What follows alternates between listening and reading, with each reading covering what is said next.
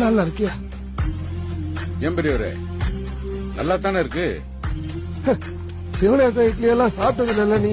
எத்தனை சாமி வந்ததையா, இது எந்தெந்த சாமி தந்ததையா, எத்தனை பாட்ட சொன்னதையா, அத சுத்துற பூமி கண்டதையா, அடிச்சு வீசும் காத்திலையும் அந்த தகப்பராச சுத்துதையா, பிடிச்சு பூக்கும் விதையிலும் ஒரு வம்சத்து கதையே உள்ளதையா, 100 தலைமுறை சேர்ந்து செதுக்குற ஈர நலம் இது பாறையா, வாழும் வரையிலும் நீயும் விதைக்கிற கடமை இருக்கு.